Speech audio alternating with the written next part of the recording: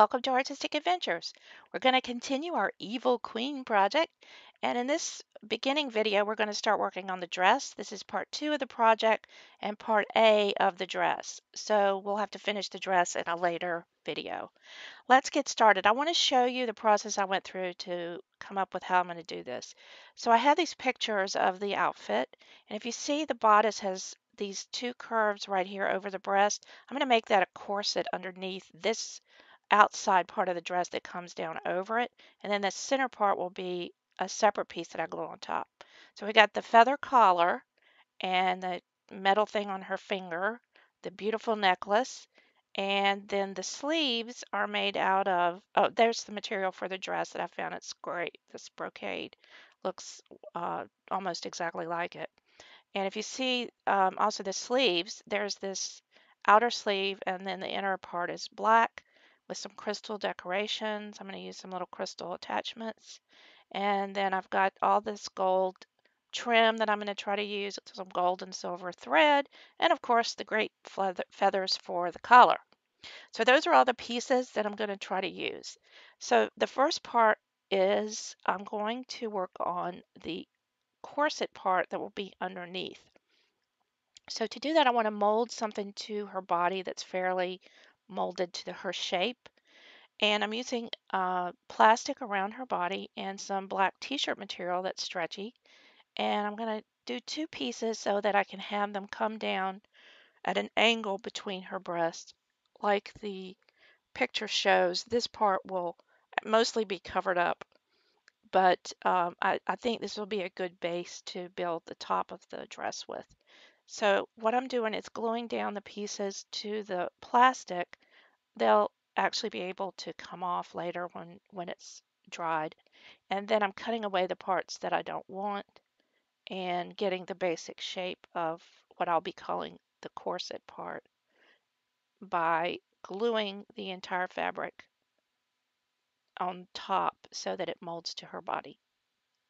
All right, so I've got that first piece on the left side of her body, and now I'm going to do another piece on her right side that comes down at an angle there between her breasts to give it that bustier look, and gluing that down and trimming and going under her arm and then going around the back. And I'll lap it over a little bit because I am going to try to make this dress so it's removable and it'll have to overlap so I can put some Velcro on it. So once I get this part done, I'm going to start putting glue all over the body. And I'm just using my regular E6000 that I love and use on just about everything. So now I've got it pretty much trimmed and fitted to her. And now I can just start putting the glue all over the body. And this was similar to what we did in the wedding dress video. I used white t-shirt material for that and put glue over it. So this will be painted at the top, the part that will show. It's going to be painted burgundy a little bit later in this video. And then we're going to put some embellishments on it to mimic the look of that gorgeous gold embroidery that she has. So we'll get this all glued up and let it dry, and then after that we can work on the skirt. So this is a nice way to make a molded look and make a corset type garment. All right, so we've let it dry, and now I'm able to peel off the back. Actually didn't stick to the underneath part, so that's good. And then I'm going to trim up the part that goes over her breast so that it looks like the part that shows underneath the overblouse. You know, the one thing that's missing on this Monster High doll is her ample cleavage that she has, the actress, which is always displayed very beautifully in her clothes. But we'll do the best we can with the Monster High doll. So now that I've got that complete, I'm going to set that aside and work on the skirt. Now to do this, I've got it folded in half, and I'm going to measure the doll to find out how long I want the skirt to be. And I measure from the waist down a little bit past her feet, and it's 11 inches. So I'm making a center cut there that's going to be her waist, and then I'm measuring 11 inches to each side and down to the bottom, and then at angles. This will allow me to cut a circular skirt. And I'm going to make the back part a little bit longer than the front, so I will cut the sides the same length, the 11 inches, and then once I get to a certain point, I'm only going to cut the top part of this fabric, and then I'll go back and cut the back part a little bit longer, so she'll have a bit of a train coming down. So once I get that done, I'm just folding it over to make sure I have my sides symmetrical as I usually do. And then I'm going to take that center part and cut out a waist. Now, if you look at this doll's waist, it's really not that big. It's probably 2.5 inches if you measured completely around it. So I'm going to cut it just a little bit bigger around than that because I do want to put some gathers in the skirt. And I'm going to cut up the front because this dress that she's wearing, it splits open in the front and allows you to see the underskirt beneath. Now I'm going to put some glue about 1.5 inches down, maybe 2 inches down the back of the center. I'll allow that to dry, and then I'll cut that as the center back.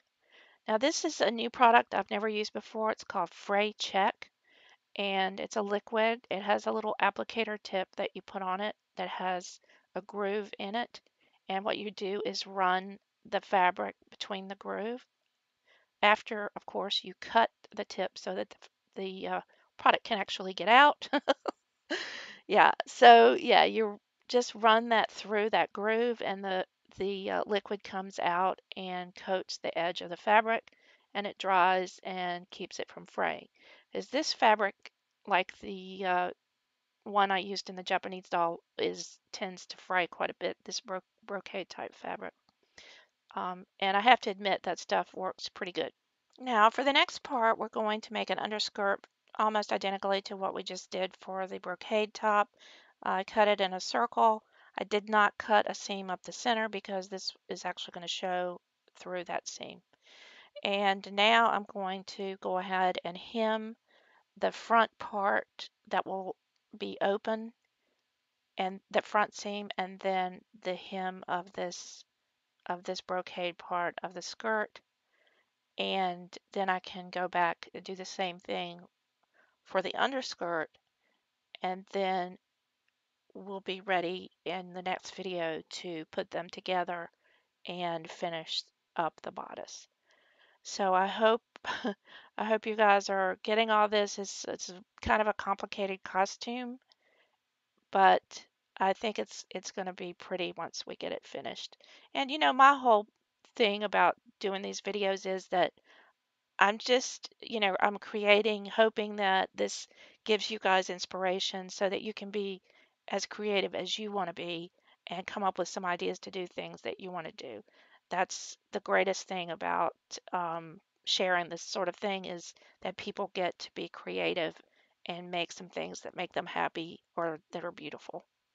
All right, so I did run a gathering stitch around the waist of that brocade top uh, skirt, and now I'm going to hem the skirt of the undergarment, underslip that will go underneath the brocade part. And the sewing these hems on these circular skirts are a little bit difficult, but I did find that fray check material actually made it pretty easy. So I'm pretty impressed with that product. And one thing I am doing now, I'm going to be putting in the description box on all my videos links to the products that I use and all my or most frequently use, and I'll add that to it. So if you want to look at those.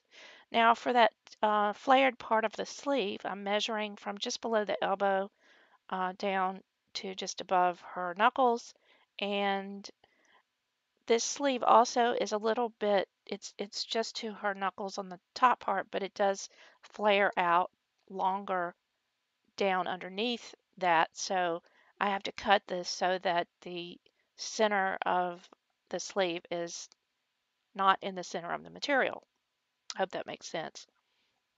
because it's going to hang down sort of underneath her arm a little bit longer. And once I have that done, I have the hole centered where the back part is longer than the top part.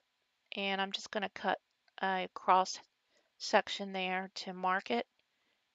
And then I can cut this sort of same pattern out of that black material that's going to go underneath it.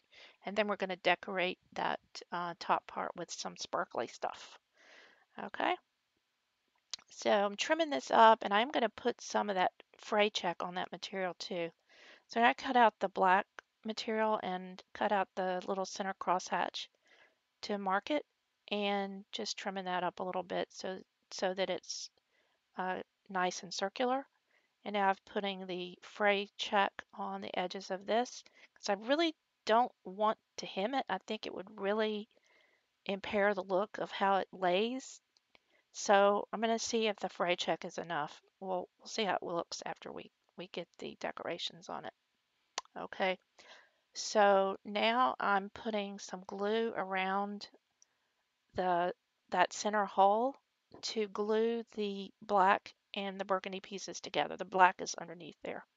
And after I let that dry, then I'm going to cut out a circle, and this will be the area that attaches to the bottom of the sleeve once we get that finished, but that'll be in the next video.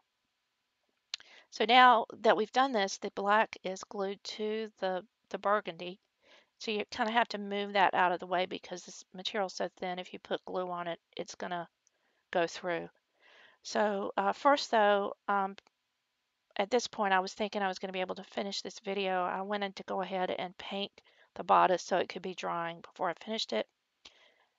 But as it turns out, I didn't have, it's just, this is getting way too long.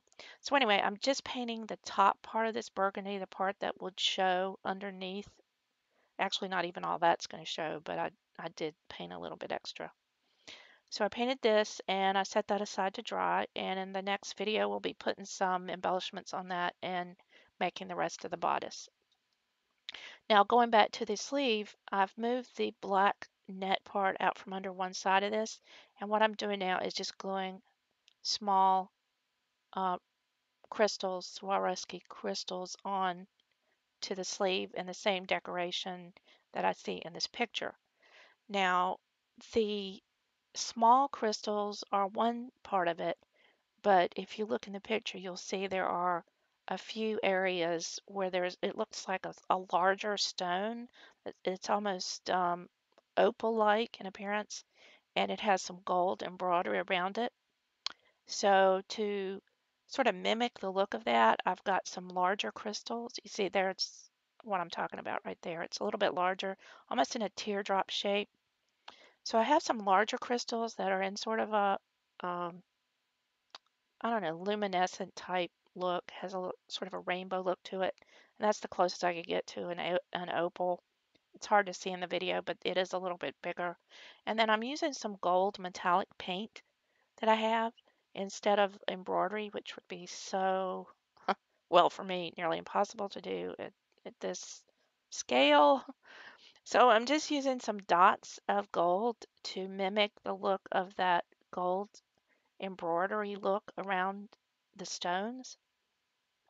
And actually, I think it turned out looking pretty good. This gold paint is really nice. It really does look metallic. And putting it on with a dot like this, it's a little bit raised, so it almost has an appearance of being uh, embossed or like embroidery with stitches showing up. So anyway, I put like 3 of these on each sleeve, and I think they ended up looking pretty nice.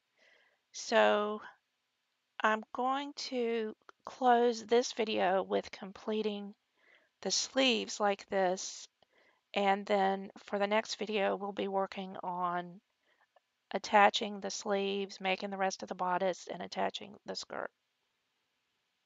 And hopefully I'll be able to finish that in the next video and I won't have to make this into part 3, but I think we should be able to finish it up.